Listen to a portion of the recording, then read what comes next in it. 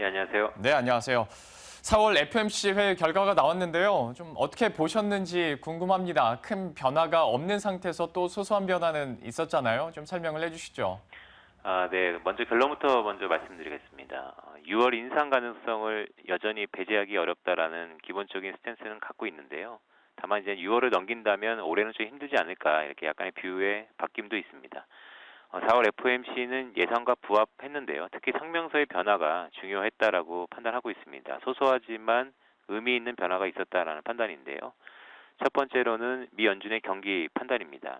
미국 대외적인 경기에 대해서는 기존 비관적에서 낙관적으로 다소 좀 변화가 있었고요. 미국 내부적인 경기에 대해서는 다소 우려를 표명했다라고 할 수 있겠습니다.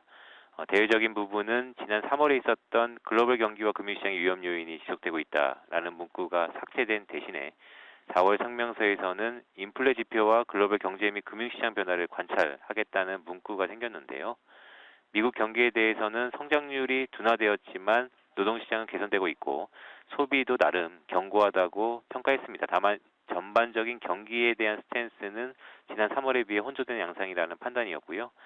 두 번째로는 금리 인상에 관련한 힌트였습니다. 아시는 것 같이 지난해 10월 FOMC에서는 향후 금리 인상에 대한 힌트가 나왔었고요. 당시 대내외적인 경기가 괜찮았었다고 이제 언급을 했었고 이후 12월에는 미국의 연준이 금리를 인상했었습니다. 이러한 연결선에서 보자면 이번 4월 FOMC에서는 6월 금리 인상에 대한 힌트가 없었다라고 할 수 있겠고요. 그나마 연준 위원 중에 주기차게 반대표를 던지고 있는 캔자스 조지 위원만이 지속적으로 금리 인상을 주장하고 있다라는 특징이 있었습니다. 미국 얘기를 조금 더 해볼까 하는데요. 지난 밤에 또 미국의 1분기 GDP가 나왔는데 2년 만에 최저치였습니다. 이렇다 보면 또 얘기가 돌고 도는 것이 이거 미국 금리 인상 쉽지 않겠다라는 생각이 드는데요. 어떻게 보셨습니까? 네, 말씀하신 것처럼 간밤에 미국 1Q GDP가 발표됐는데요. 연율 기준으로 0.5% 성장을 기록했습니다. 지난 14년 1Q 이후의 최저 수준인데요. 판단에 앞서 내용을 좀 보자면 주택 건설이 큰 폭의 증가를 보인 것 외에는 대부분 부진했다라고 할 수 있겠습니다. GDP 성장 기여도 측면에서 보면 민간 소비는 1.3%포인트 상승에 그쳤었고요. 예년 평균이 한 2.7% 그러니까 절반 수준에 그쳤다라는 점입니다. 지난해 1.2%포인트로 가장 낮았던 1Q보다는 높은 수준이지만 평균적에 비하면 절반 수준이고요. 게다가 재고라든지 고정투자, 재화수출 등이 전부 합해서 약 한 1%포인트 정도 미국 경제를 깎아먹었다라고 할 수 있겠습니다. 즉, 미국 경제가 전체적으로 0.5% 정도 증가에 그쳤는데 소비는 그보다 한 2배가량 성장했지만 예년 평균에 비해서 낮은 수준이고 재고, 투자, 수출 등 여타 부분 역시 경제를 끌어올리기보다는 오히려 까먹었다라고 정리를 할 수 있을 것 같고요. 미국 경기에 대한 판단은 미국 경기는 정점을 좀 지났다고 판단하고 있습니다. 연준이 쉽사리 금리를 올리지 못하는 이유 중에 하나도 이 부분에 있다라고 판단하고 있고요. 물론 당장 무너지지는 않겠지만 또한 기저효과를 발휘한다면 2, 4분기에는 반등 역시 가능하다고 봅니다. 하지만 하반기에는 점차 미국의 그 성장에 관해서는 기울기가 점차 둔화되는 국면이 지속되지 않을까 이렇게 판단하고 있습니다.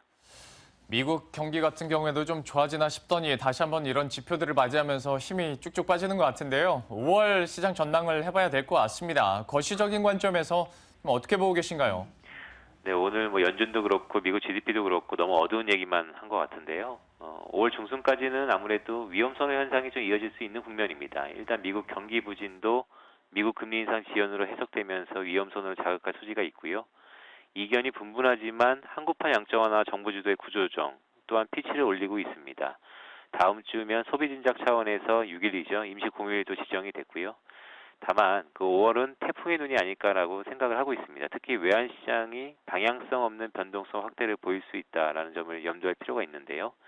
먹을 것이 생각보다 적을 수 있다는 의미입니다. 결국 환율 시장의 변동성이 기업의 수익을 반감시킬 수 있고 외국인 수급에도 부정적일 수 있습니다.